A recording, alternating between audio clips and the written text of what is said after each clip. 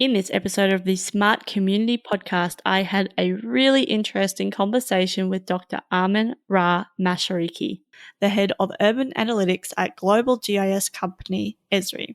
Armin has a really interesting background ranging from computer science and being a software engineer at Motorola to bioinformatics and cancer research analytics to being a political appointee in the Obama administration and then the chief analytics officer at the mayor's office in New York City. He shares with us the personal story that sparked his interest in the smart community space and the key lessons he's learned about developing smart communities over his career. We talk about what urban analytics is and why it's so valuable in developing smart thinking, and how Armin works with cities and operational officials in the areas of data science, analytics, and location intelligence. Armin tells us about his visit to Australia, as well as an interesting case study where data analytics are being used to prevent housing discrimination in New York City. We discuss why integrating for the sake of integrating almost never works and what to do instead, and the emerging trends of sensors, drones, and blockchains being used in our cities. We finish our chat talking about the growing international trend of civic tech innovation, and Armin tells us how he sees the role of a smart resident in a smart community. As always, I hope you enjoy listening to this episode as much as I enjoyed making it. Welcome to the smart community, smart regions, smart towns, and smart cities. It's where we live, work, and play. With smart communities, the future starts today. Big data, smart mobility, emerging trends galore. The Smart Community Podcast is what you're looking for. Just before we get into the episode, I wanted to let you know that you can now support the Smart Community Podcast via Patreon. That's patreon.com/smartcompod with 2 M's. If you become a patron, you'll get a special episode each month exclusive to supporters. Thank you so much for your support so far. It is my dream for the podcast to be self-sustaining so it can continue to be produced for my smart community no matter what the circumstances. Enough from me, on with the episode. Hello, Armin, how are you? I'm excellent, Zoe. How are you? I am fantastic. I'm so excited to get into this conversation. So can you tell us about your background and what you're passionate about? Sure. I have the pleasure or the unique pleasure of sort of having a background in academia, private sector, and government, all before I came back to private sector in Esri. I was a research faculty at right out of graduate school. Actually, I worked at Motorola as a software engineer, so very technical. All my background is mostly computer science. Then from there, I went back and got my doctorate. And after I got my doctorate, I was research faculty in bioinformatics, which is sort of medical analytics.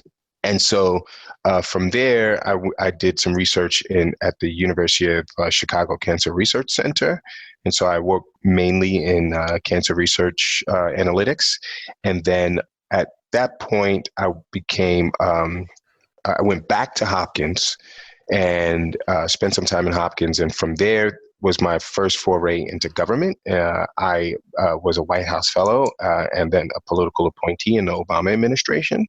And so I was a technology executive in the Obama administration. And then from there, when I was recruited to be the chief analytics officer in New York City.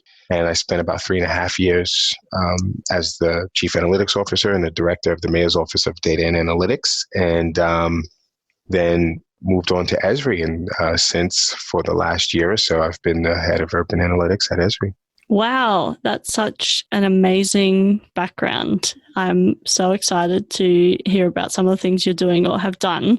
Let's start very quickly with what kind of sparked your interest in this kind of smart city space?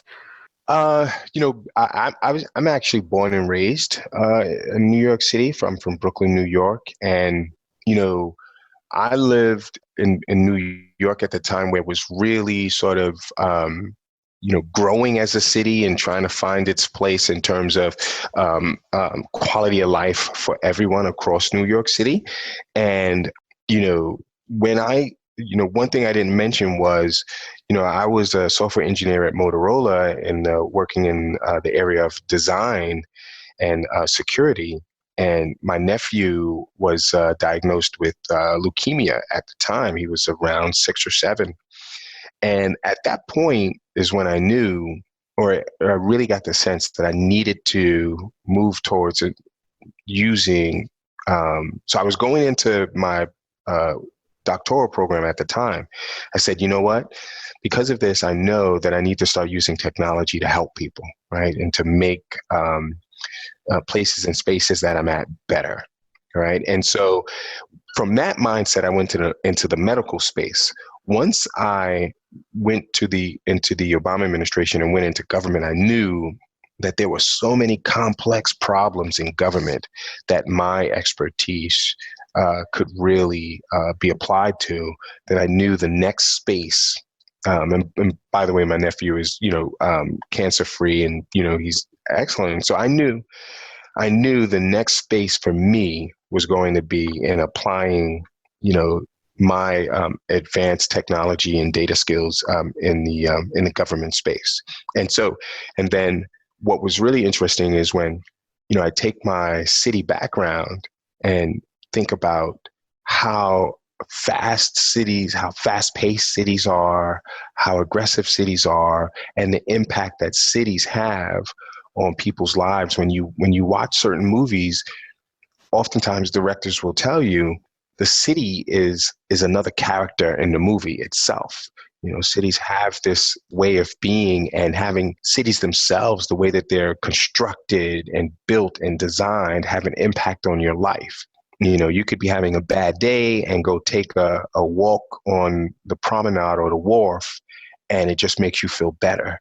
Or many people in New York City will tell you, when you see the skyline, it just has an impact on you, right? And so I knew that working in a city was going to be the next space where I wanted to have an impact, because it has such a role in people's lives. Yeah, awesome. It makes a lot of sense. So based on your experience working in New York City, what are some of the key lessons you've learned about developing this, smart city or smart community? Yeah, I think, John Lennon is known for saying, life is what happens while you're busy making plans. And I think one of the things I learned is that, a lot of us, we talk about planning for smart cities, but oftentimes one of the biggest lessons I learned is that smart cities are responsive cities. That is, you can plan with the biggest corporations and plan 10 years, 20, 30 years out what a smart city looks like.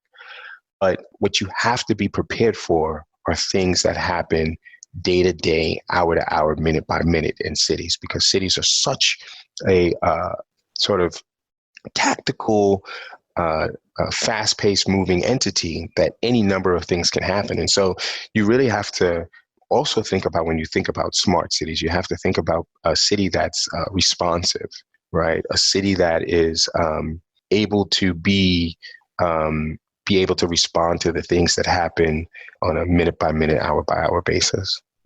Cool. Well, let's jump into what's happening now. And can you tell us about the urban analytics? So you talked a little bit about this already, but what does it mean, and why is it so valuable in developing, smart cities and fueling this kind of smart city thinking? So urban analytics is sort of a framework, a way city leadership can think about pulling together best practices and strategies and mechanisms and protocols for being a responsive city. And most importantly, being a responsive city using data, urban data, and data science, right? And specifically as its core framework, location intelligence. So if you look at every single city in the world, every city has its own personality, its own level of complexity, and its own complexion. What urban analytics says is, devoid of those differences, there are ways that you can think about, being useful and being able to solve problems for a city. And these are the core ways that you use data and data science and location intelligence to solve those problems. So it's really sort of this sort of underpinning framework that can be used to drive operational success and operational efficiencies in cities. So you were previously the Chief Analytics Officer at the City of New York and the Director of the Mayor's Office of Data Analytics. And now, can you tell us a little bit about what you're doing now in the company you're working for and how they kind of use urban analytics in this space? So a lot of, like you mentioned, I was the chief analytics officer in New York City, and I focused primarily on New York City because the day-to-day was so intense and so aggressive. I didn't really get a lot of time to sit back and think about what are other people doing? How are they doing it? What are some things that have been successful? What are some things that haven't been successful? The MODA had to be very responsive and had to be good almost all of the time. And so I didn't get the opportunity to sit back and do research and think about what works, what doesn't work. In my role at Esri as the head of urban analytics, I really now have that opportunity to step back. One of the things I do, it's interesting because I'm here in Australia and I'm doing interviews like this and doing talks, but I always say that the biggest thing that I get out of these travels is actually what I learn from what the different governments and entities are doing around data and analytics and solving sort of operational challenges in cities. So part of my role is really understanding the bigger picture and how other cities are thinking, what they're doing, what are some of the global best practices, and then begin to synthesize all of that such that we can help build out this thought process of urban analytics. So that urban analytics is not just a collection of best practices from New York City, but it's a truly global set of best practices and strategies that cities across the world can utilize. So I spend a lot of time thinking about that. And then also I spend some of my time actually rolling up my sleeves and getting into cities and working with cities to implement strategies and technologies, right? And so, one project that I'm working on with some folks is building out a predictive model to predict where, based on historical data, to predict where there's a likelihood of an opioid overdose to happen in a city, right? So these are sort of some of the types of projects that I'm working on. Also, a project to identify in a city where to place, what's the most efficient and relevant place to put a new homeless shelter. As opposed to just finding, well, where's a place where there's space, what actually makes the most sense, and using data and analytics for that. So I not only think about these thought leadership things, but I also oftentimes roll up my sleeves and engage with cities to help them solve certain problems. Excellent. So you're here in Australia, which is super exciting. In Australia, the population growth is one of the issues, particularly in urban areas. Well, exactly in urban areas, not necessarily the regional areas, but particularly in these urban areas. And obviously this is going to impact on, urban planning, transport, infrastructure, and that kind of thing. So how does this increase in density and population growth and urbanization create some opportunities there for this smart city concept to come in? A couple of things.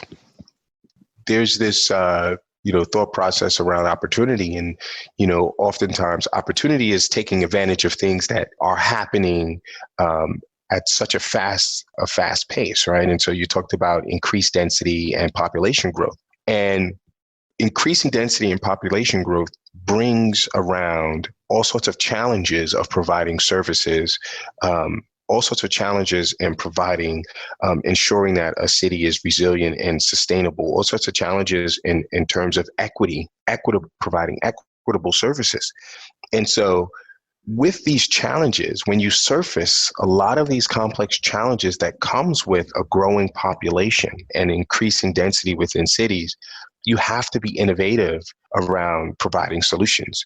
And smart city thinking is really just that. It's how do you think innovatively and thoughtfully around solving urban challenges? And we have to now. We can't rely on the same solutions that we've relied on historically to provide a high quality of life for all of these people that are moving into these urban centers. And so the opportunity here is that we now have the space to think differently. And under the smart city thinking, it is the sort of the space is created for us to now be innovative, be thoughtful, and even think out of the box in terms of what solutions we can bring to bear. So what should the top priorities be for local governments that have to, take on some of these challenges? What advantage do you see in implementing some of this, technology and way of thinking? Yeah, so I think every government main priority is safety, right? And so under safety, there's any number of things, but that's paramount, right? And that's one of the most important priorities that a government has, is to keep its citizens safe. And there's so many complex things around that in terms of safety around crime, safety around emergency response, and so on and so forth. And so there are a lot of mechanisms that can be brought to bear to allow for smarter safety protocols in cities. For instance, one is emergency response.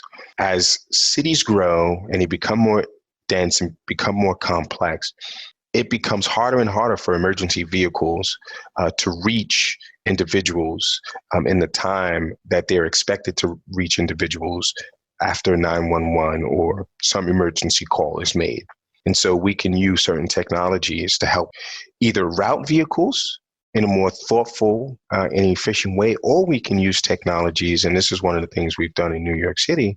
You can use location intelligence to identify where to station vehicles so that they're not just sitting, at the EMS vehicles, they're not just sitting at the firehouse waiting for a call. They're actually stationed in strategic locations across the city that allow for them to have the fastest response to things that may happen. Right. So these are some of the priorities of governments in sort of responding to being able to be smarter and more capable. So in Australia, who are you meeting with and what kind of topics are you discussing?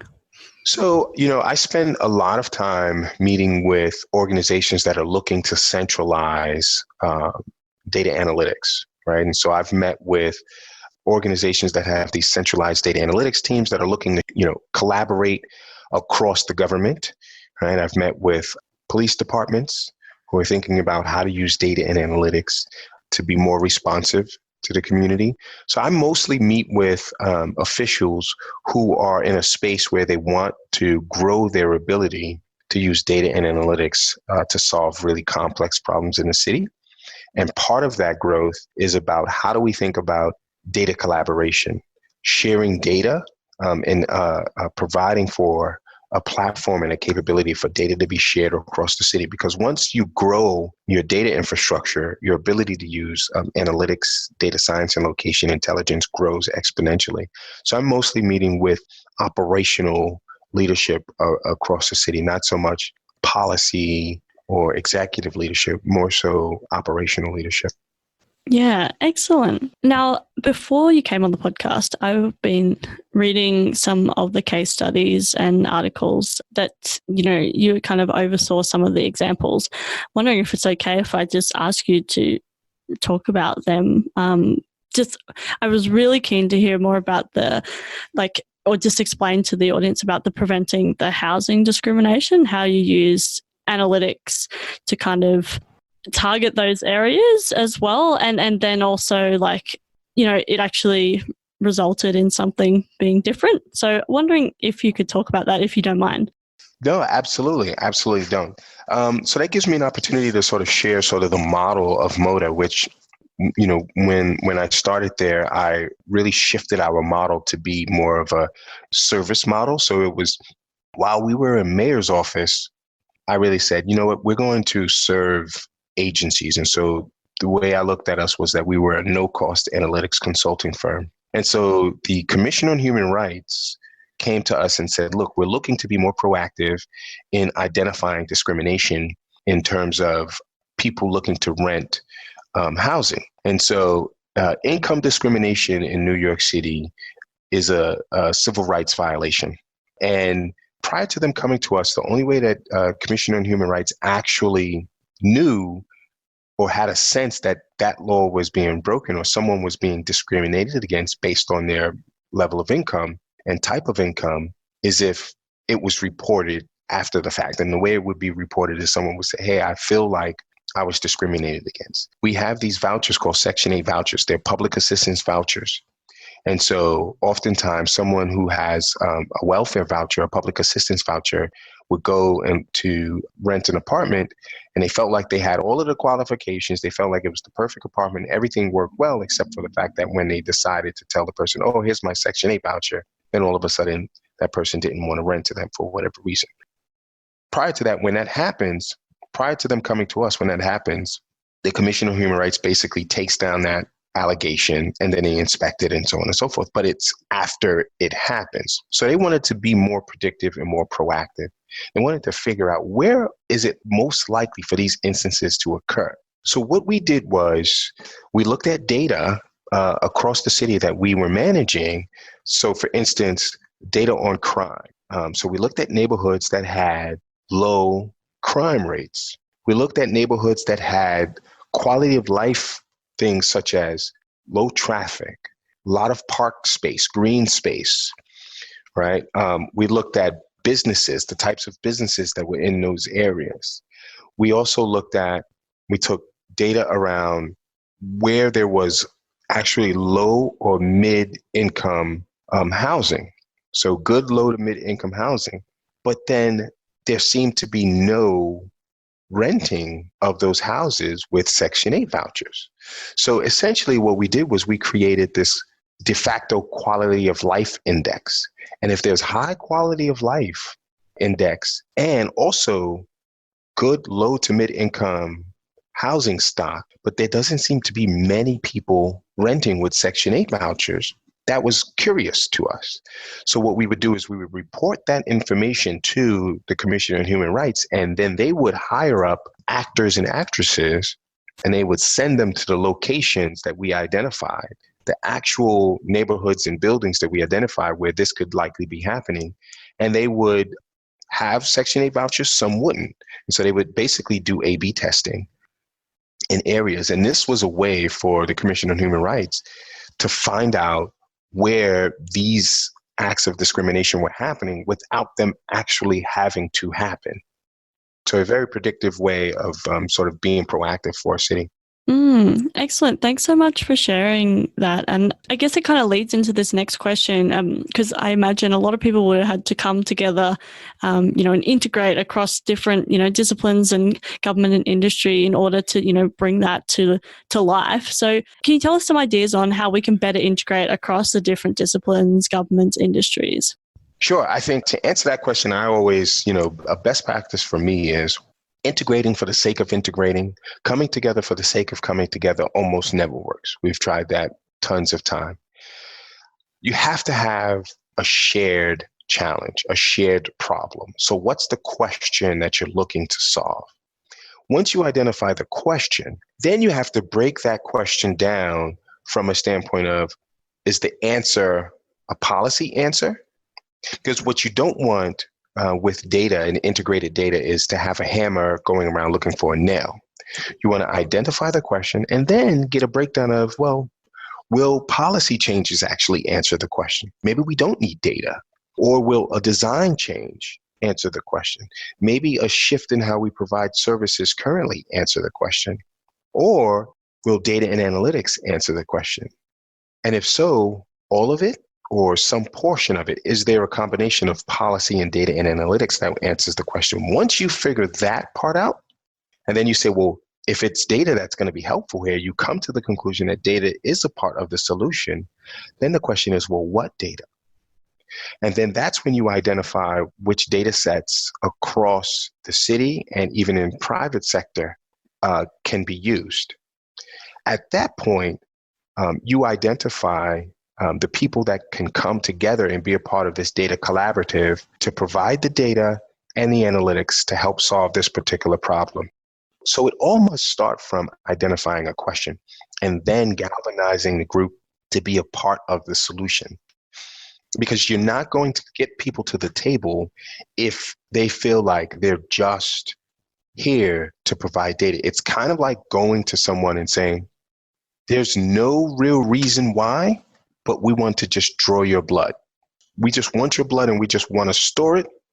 We don't have any reason. We don't know that there's going to be a reason to use it, but we think it's really important for us just to have it, just for the sake of having it. You're going to get very little participation, right? Even the best and the most successful blood drives usually happen for a specific reason, right? You get lines around the building when there is some need for that, right? Blood drives will tell you we get less participants when it's, just regular day. But if something has happened, some tragedy or some need arises, and it's clear to the public that this is a need, you get far more people who are willing to be a part of this effort. And that's how you have to think about data, even though sharing data is far more simpler and easier than sharing blood. Awesome. Thanks for sharing that. And this next question is about when we're moving into, so we've already got this, range of disruptive technologies that are happening right now. What do you see the emerging trends or the next challenges that cities will need to embrace and manage or face? And how important is that this disruptive technology, actually delivers benefit to citizens? So I guess there's two parts. Like, what are the emerging trends that our cities will face? And then how can these emerging trends deliver benefit for the citizens? Yeah. So when you say emerging trends, you mean trends in technology usage? Yeah, I think the next challenge is like, sometimes when I ask this question, I get technology trends. Sometimes I get like human, trends that we're not talking about enough. So however you would like to answer it, I'm open. Yeah, so I think one is sensors.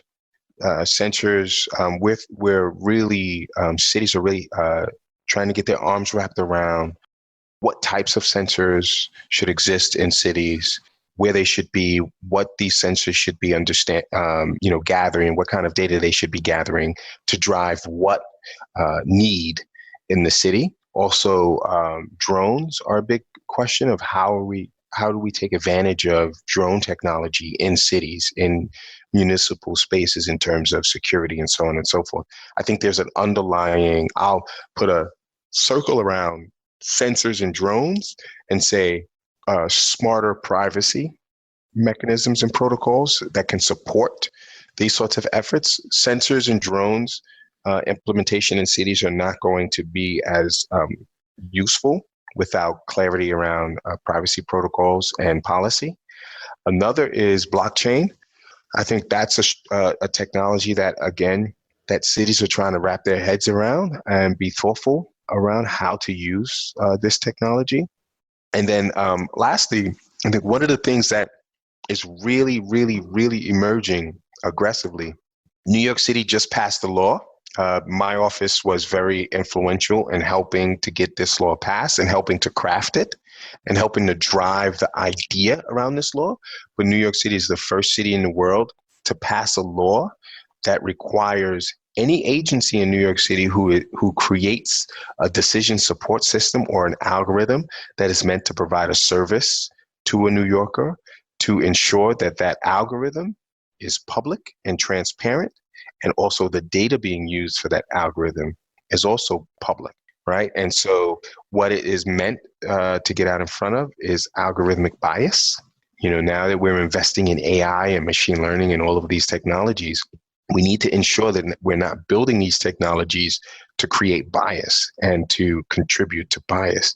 And so you're seeing a lot of cities are now, ever since that law passed, a lot of cities into both domestic to the United States and international. I've had, Barcelona reach out to me, Canada reach out to me. I've had discussions in places like Singapore and China around algorithmic bias and how to protect against algorithmic bias now that cities are moving further and further into this space of AI and implementing AI. So I really think that that's going to be a key element that cities have to be very thoughtful about adoption.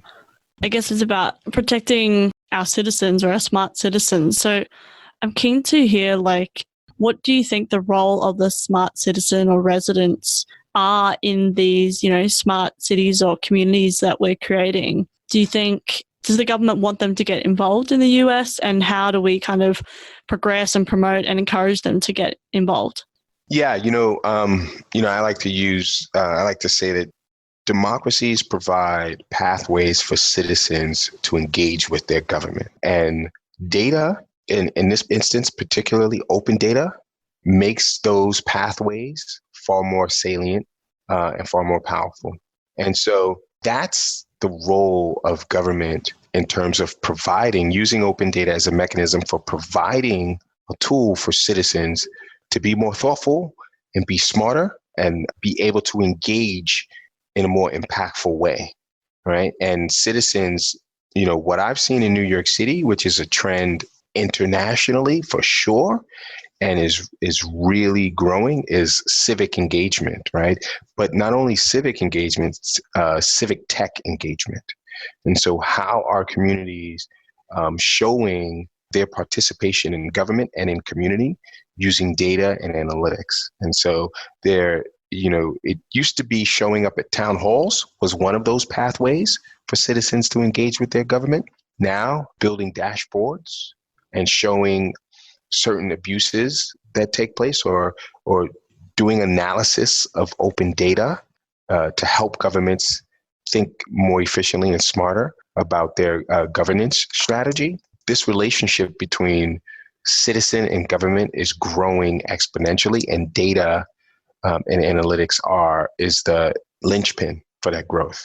Yeah, because one of the other articles, or one of the other, what's the word I'm looking for? The examples that I was reading was about Ben Wellington when he made, I guess, use the open data for the ticket because he got that ticket. Do you want to quickly explain that? We're kind of at the end, but I thought that one was quite cheeky and fun. Yeah, sure. That one was interesting. So essentially, Ben Wellington was wrongly ticketed for parking in front of a pedestrian ramp that city council said you can park in front of. So he wondered, how many more people did this impact? And when he did the research, because open data, my office released data around when a person pays a parking ticket, we release data on when that person paid that parking ticket, where the infraction took place, and how much they paid. We don't release any personal information about them. So he looked at the open data and he identified all of these locations where ticketing was happening, and he compiled all of this information, and then he used Google Street View to identify where these tickets were taking place. And he realized to the tune of millions of dollars, people were being wrongly ticketed. And what was important about that was that he reached out to me and said, hey, Amin, this is what's happening. I'm going to write a blog post about this, but I think that I would like to work with NYPD on this effort. And I don't want it to come out as a negative thing.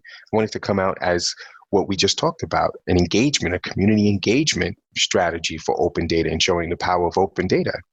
And so, the conversation we had was around the city can either respond defensively or be proactive. And the government responded proactively in saying, hey, you know what? Ben is right. This is great analysis. Here's the thing. It's going to help us be smarter about this. It's going to help us retrain NYPD, and it's going to help us be thoughtful about these sorts of things such that this mistake doesn't happen again in another venue, right? And so his effort helped to make, in my opinion, New York City a smarter city for its citizens. Excellent. Thanks for sharing that again. And thanks so much for coming on to the Smart Community podcast. I'm really excited that you were able to come on, and we've had such a great conversation. So thanks again. Thank you so much for your time, Zoe. I really appreciate it. I had fun. No, that's awesome. I just have one last question, which is how can people connect with you? So I have a Twitter handle at Mashariki, AMASHARIKI. And also I have email the same, amashariki@esri.com. Excellent. We'll put the links in the show notes so people can click away and find you. Thanks again for coming onto the podcast. It's been great. It was my pleasure. Thank you so much, Zoe. Thanks. Talk soon. All right. Bye-bye. Bye. Thanks so much for listening to the Smart Community Podcast. Show notes for this episode and all other episodes are available on our website, mysmart.community. If you have any questions for us or any of our guests, you can email hello@mysmart.community or find us on the socials. We are on LinkedIn, Facebook, and Twitter @SmartComPod. That's com with 2 M's. If you are enjoying the podcast, please leave us a rating and review at wherever you listen.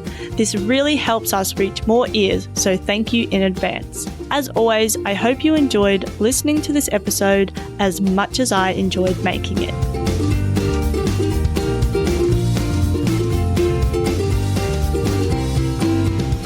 The Smart Community Podcast is what you're looking for.